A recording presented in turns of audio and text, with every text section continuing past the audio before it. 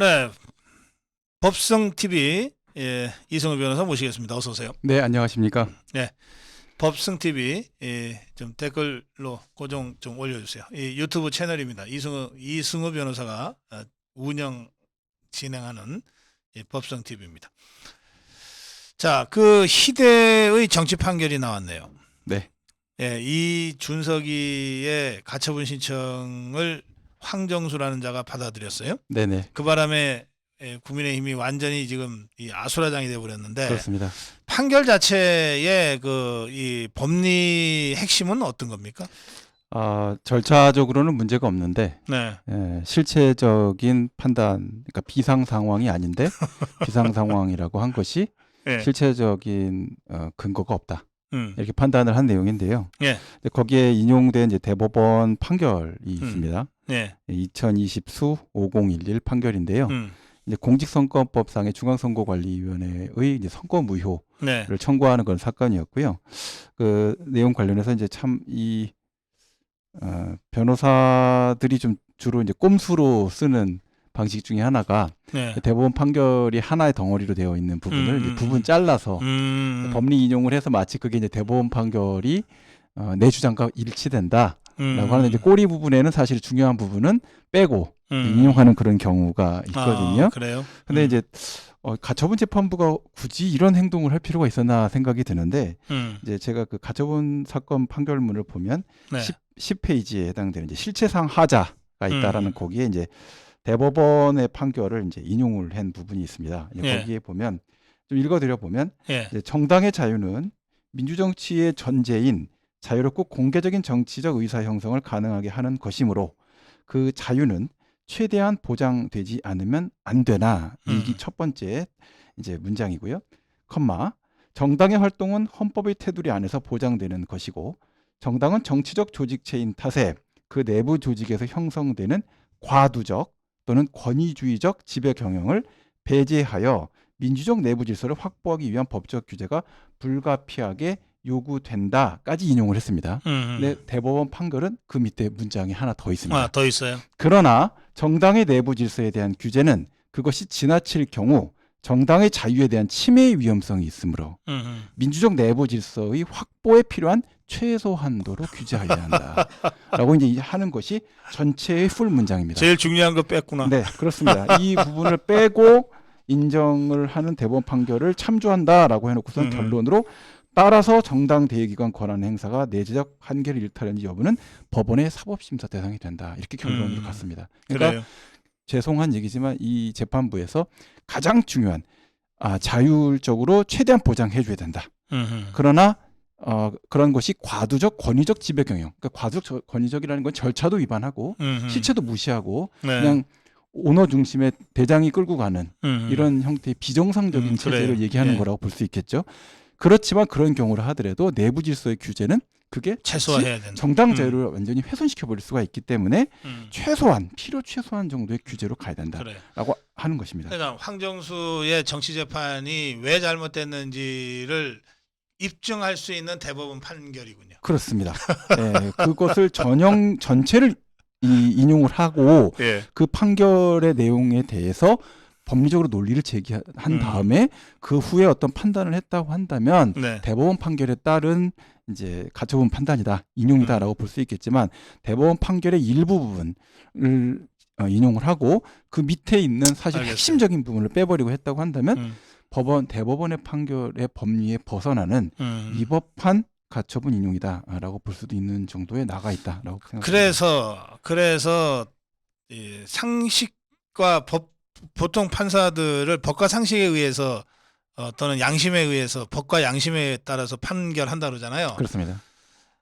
진짜 법과 양심에 따라서 판결하는 법원 판사 누구한테 갖다 줘도 이 가처분 인용이 될 리가 없다는 거죠. 일단 절차에 예. 대한 문제가 없다라고 판단을 한다면 네. 사실 실질적 판단으로 귀결을 됐을 때는 네. 그 비상 상황이라는 것이 어떤 것인지 기준을 제시를 해야 되고 네. 그 기준에 따라서 판단을 해야 되는 문제가 되는 것인데 법원이 과연 정당의 비상 상황을 정의할 수 있는 어떠한 규범적 권한을 갖는지가 좀 불분명하고요. 예. 민사 이 가처분이지 않습니까? 네. 이 민사집행법상의 가처분입니다. 사실은 음. 민사집행이라는 것은 사실 민사적 법률 권리관계에 따른 음흠. 문제를 해결하기 위한 가압류, 음흠. 가처분 이런 형태의 구조라고 보시면 됩니다. 네. 사실은 정치적인 문제를 해결할 수 있는 가처분 형태라고 보기에는 어려운 거죠. 네. 네. 그런 특수한 상황 때문에 이제 가처분 관련해서 민사집행법도 규정해 놓은 것이 이제 권리관계에 관련돼서 현저한 손해를 피할 수밖에 없는 그런 음흠. 특수한 경우 또는 급박한 위험을 방지하기 위해서 네. 사용한다 이렇게 했습니다. 알겠습니다. 네, 자, 뭐 저 황정수 정치판사의 이 정치 판결에 대해서 뭐 이렇게 길게 다시 설명할 필요는 없을 것 같고요. 지금 이제 중요한 것은 이렇게 해서 가처분 인용이 돼버려서 예, 뭐 이의 제기를 했지만 받아들여질 가능성은 없다는 것이고요. 네네. 같은 판사한테 가는 거니까. 이의 신청인데, 그렇죠. 이의 신청은. 그래서 국민의힘이 어쨌든 법률적인 정치적인 대응을 할 수밖에 없는 상황인데 네네, 오늘 이제 당헌 당규를 고쳐서 새 비대위를 구성하는 식으로 이제 국민의힘이 오늘 이제 그 방향을 잡았어요. 네네. 이거 대응을 제대로 하고 있는 겁니까? 전 불가피한 대응이 아닐까 생각은 예. 들었습니다. 그 상황 관련해서 현재 상태는 가처분이 인용됨으로써 네. 당 자체는 사실은 굉장히 극심한 혼란 상태에 들어갔고요. 네. 그 상황에서 현재 6개월 동안 그 최고위원회가 정상적으로 구동할 수 없는 상태를 다시 복구시킨다라고 한다면 정당이라는 것은 사실은 인적 결사기 때문에 네. 리더십의 혼란이나 공백 상태를 감당할 수 있는 상태가 안 될 거라 생각이 됩니다. 그 상태에서는 불가피하게 비대위를 재구성할 수밖에 없다라는 네. 생각이 들고요. 비상대책위원회라는 것은 사실은 당을 수습해서 전당대회로 향하는 어떤 가교 역할을 한다. 그렇죠. 과도기적 그렇습니다. 지배 네. 지도부죠. 네, 그렇기 때문에 그와 같은 점에 있어서 불가피한 선택이 아닌가라고 생각하고 있습니다. 네, 알겠습니다. 자, 그러면 일단 그 오늘 의총에서의 새 비대위 구성 문제는 뭐 불가피한 선택이다. 네네. 예, 이제 그렇게 이제 법리적으로 판단을 하셨고요. 그렇습니다. 그런데 이것이 권성동이가 꼭이 비대위원장 직무대행을 해야만 이게 되는 건 아니거든요. 뭐 그런 문제는 권성동이 사퇴 문제는 그거와 변론으로. 다른 문제인 것 네, 같습니다. 그것은 이제 존재 정치적으로. 차원 자체가 별도의 어떤 차원의 문제인 것 같고요. 예. 예, 그 문제는 뭐 비대위 구성과 관련된 문제하고는 직접 연결고리가 있는지는 모르겠습니다. 그렇죠. 네. 예.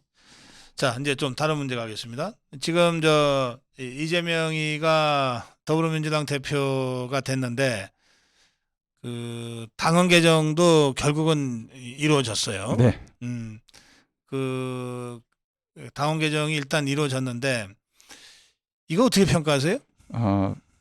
내용 자체가 이렇지 예. 않습니까? 부패 혐의로 기소된 상태로 당대표직 관련돼서 당원권이 정지됐을 때 네. 당무위 의결로서 그를 취소할 수 있다. 이렇게 결정을 한 거죠. 예. 정당으로서의 도덕성을 포기하겠다. 음. 라는 결정이라고 생각합니다. 그 이전 당원에는 윤리심판원의 네. 결정으로 이렇게 돼 거기 있는데 결정하게 되면 그것을 당권 정지된다 이렇게 했는데요. 당무위원회로 바꿔놨죠. 네네. 예. 그렇게 되어 있는 건데 정당이라는 것은 사실은 국민 전체를 리딩하는 의사결정, 의사 형성과 관련된 어떤 구심체가 되어야 되는 역할을 해야 되는 건데 예. 도덕성에 대한 치명적인 타격이 있는 리더십에 대해서도 당무위 내부 결정만 가지고도 당원권을 그냥 그대로 정지시키지 않을 수 있다라고 네. 결정을 했다라는 형태가 됐고 또 실제로 이 전당대회 과정에서 이제 현재 이재명 대표죠. 예. 이재명 대표는 기소가 돼도 유죄 확정 판결 시까지는 당원권을 정지시키면 안 된다. 이제 이런 주장을 했었습니다. 결국은 해당 사안 관련해 갖고는 도덕적인 어떤 리더십의 타격 또는 형사적으로 기소가 돼서 재판이 진행되는 과정에도 당대표로서의 권한 정지는 발생해서는 안 된다. 이런 어떤 노골적인 의사표시를 한 것인데 네. 위인설법 수준이 아니라 예.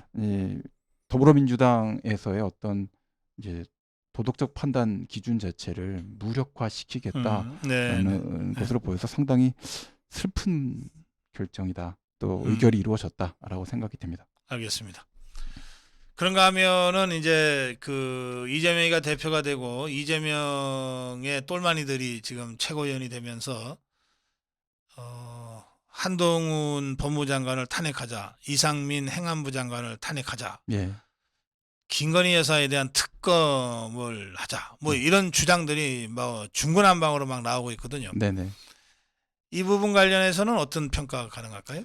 일단 민주당이 이제 제적 과반수를 갖고 있어서 예. 헌법상에 이제 그 대통령을 제외한 국무위원들에 대해서 탄핵 소추를 발의하고 의결할 수 있는 정족수는 다 갖추고 있습니다. 예. 근데 지금 상태에서 뭐 한동훈 법무부 장관 또는 이상민 행안부 장관을 네. 상대로 해서 과연 탄핵 소추를 할 수 있는 법률적인 근거가 있느냐, 예. 그 점에 대한 문제가 있습니다.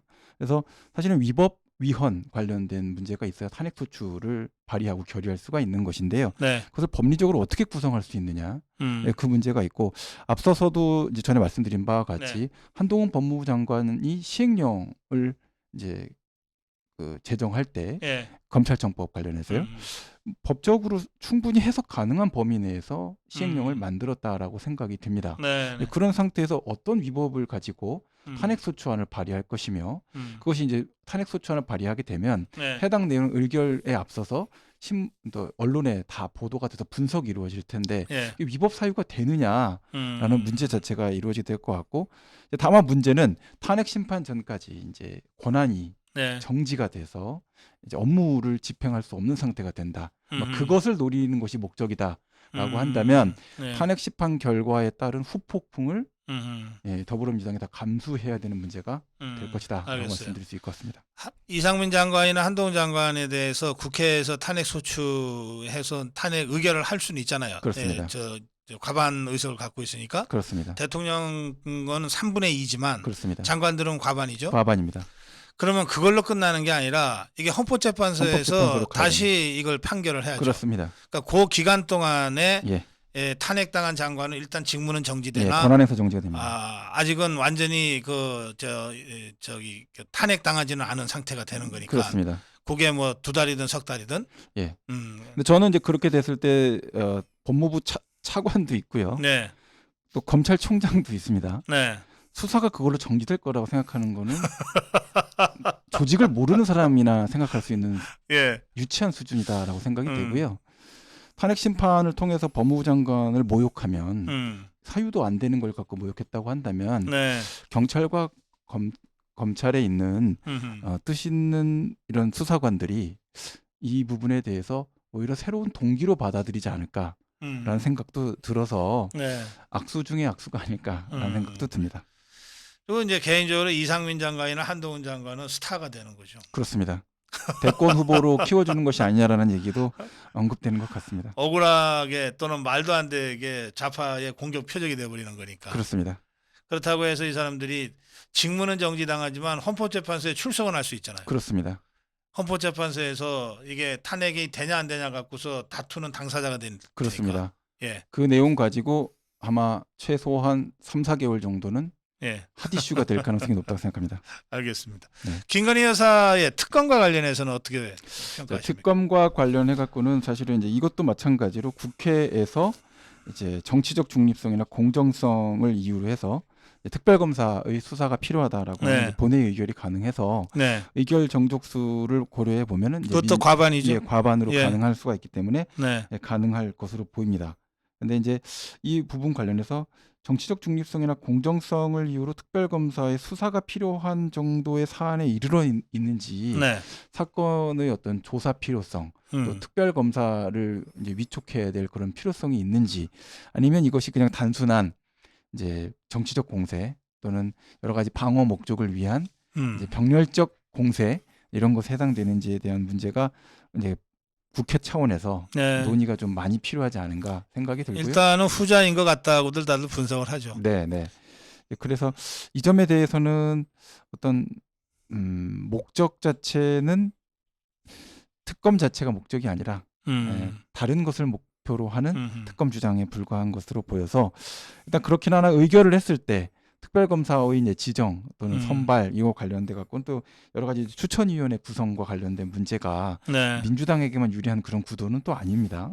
그리고 또 최종적으로 특검은 국회에서 2명을 추천하면 예, 그 중에 대통령이 한 명을 또 대통령이 임명하게 임명하게끔 되는데 돼 있는 이런 구조로 대통령이 둘 다 마음에 안 들면은 다시 이 제의를 요청할 수도 네네, 있는 네, 걸로 제가 기억을 네, 하는데요. 그런 예. 여러 가지의 이제 변수들이 존재하고 있는 상태이기 때문에 지금 현재에서 이제 특검 주장이 나온 것이 어떤 정치적인 이제 공세의 그러니까 현실적으로는 가능성 없다는 얘기죠. 네, 제 생각은 거의 그렇습니다. 없다. 그렇습니다. 예, 알겠습니다. 네. 자, 그건 그렇고 지금 이제 왜 김건희 여사를 이렇게 특검으로 괴롭히려고 하냐, 협박을 하냐. 사실은 김혜경에 대한 수사, 네. 이재명에 대한 수사를 좀 살살해라.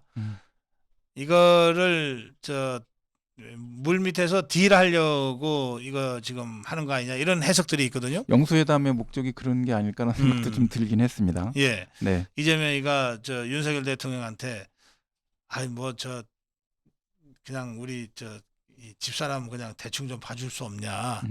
그리고 나도 대충 좀 넘어가 줄 수 없냐. 서로 손해다. 예.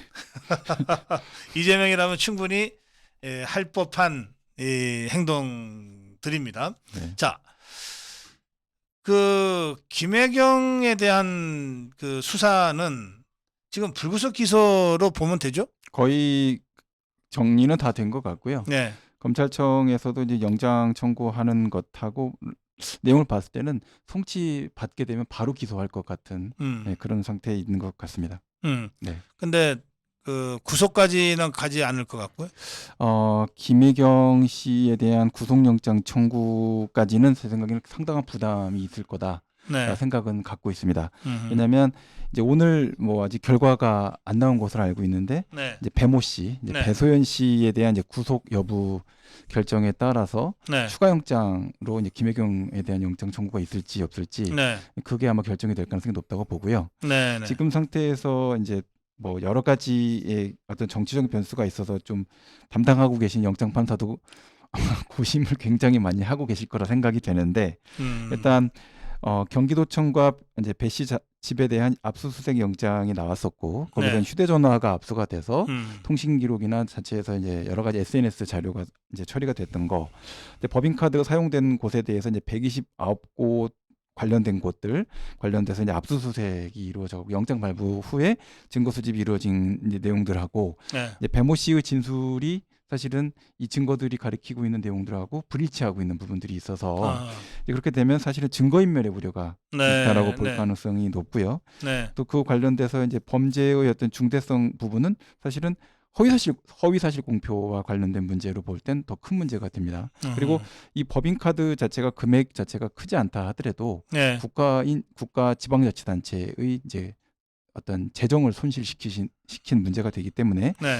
그 내용의 중대성 자체는 큰 문제다라고 볼 수 있는 여지가 있습니다. 이렇게 돼서 업무상 배임과 이제 공직선거법상의 위반 혐의로 내용이 들어왔는데 재판부에서는 아마 이제 증거인멸 우려를 중심으로 놓고 범죄 소명 정도를 아마 집중적으로 볼 텐데 영장을 이 정도까지 청구를 했으면 매 영장마다 사실은 이제 범죄 사실에 대한 혐의 그리고 필요성에 대한 소명을 경찰에서 한 200번 가까이 했다라고 볼 수가 있는 거거든요. 그러면 이 내용에 더해서 참고인 사망과 관련된 내용이 포함되어 있을 가능성이 높습니다. 그래서 이제 실제로 배모 씨의 경우에도 본인이 이제 스스로 자살을 하거나 또는 네. 참고인이 사망하는 것과 같은 이런 이제 위험한 문제가 발생될 수 있는 증거인멸의 가능성이 있기 때문에 네. 구속을 해서 신병을 확보를 하고 사안 관련해서 증거가 더 이상 사라지거나 또는 인명 자체가 피해가 발생해서 사망하는 이런 일이 발생하지 않도록 네. 구속영장이 발부돼서 구치소에서 이 사람이 신병을 확보할 필요가 있다. 이런 주장이 지금 영장 필요성을 알겠습니다. 가지고 들어가 있을 가능성이 높습니다. 이 김혜경 법카 유형 사건, 횡령 사건이죠. 네. 국고 횡령 사건. 네네. 이게 김혜경과 배소연이 공범 관계입니까? 지금 공범 관계로 보고 있는 것으로 알고 있습니다. 그러면 이 공범이라고 하는 게 그 주범이 있고 종범이 있는 거 아닙니까? 그렇습니다. 그럼 이 경우에 김혜경과 배소연이 누가 주범입니까? 당연히 김혜경 씨를 주범으로 보고 예. 배소연 씨가 그를 도운 이제 종범이라고 종범적 주범이다. 봐야 종범적 정범으로 보고 자, 있다. 그러면 배소연이가 오늘 구속이 되면 종범은 구속되는데 네네. 주범은 불구속으로 재판받는 상황이 될 수도 있는 거 아닙니까? 예, 왜냐하면 이제 그 부분에 대한 거는 조금 고민스러운 부분이 있는 게 네. 공소 제기를 하지 않으면 네. 공소시효가 이제 곧 임박하기 때문에 네. 네. 영장을 기다려서 사실은 하기는 어려운 문제가 좀 아하. 있을 수가 있습니다. 예. 그래서 9월 9일까지인데 네. 오늘 이제 결과가 어떻게 나오느냐에 따라서 음. 추가 영장을 청구할 가능성도 있고. 통상적인 사건의 경우에는 청구합니다. 종범을 구속하고 구속 기소하면 주범도 당연히 구속 기소다 네. 이렇게 되는 거죠. 네, 그렇습니다. 예, 그런데 이 경우에는 이제 그 공소시효 문제도 있고 뭐 이러니까 우선 그렇습니다. 기소하는 게 중요하다. 그렇습니다. 그래서 불구속 기소로 가닥을 잡을 수도 있다. 그렇습니다. 알겠습니다. 네. 예. 오늘 여기까지 해야 되겠네요. 예, 다뤄야 될 주제들이 더 많은데 일단 여기까지 하겠습니다. 혹시 좀 미진한 부분이 있으면 한 말씀 하실래요? 뭐 특별히 많은 말씀을 드릴 내용은 없는 것 같습니다. 네. 그래요. 예. 예, 이성일 변호사와 함께했습니다. 법보다 주목. 예, 말씀 잘 들었습니다. 고맙습니다. 네, 감사합니다. 예.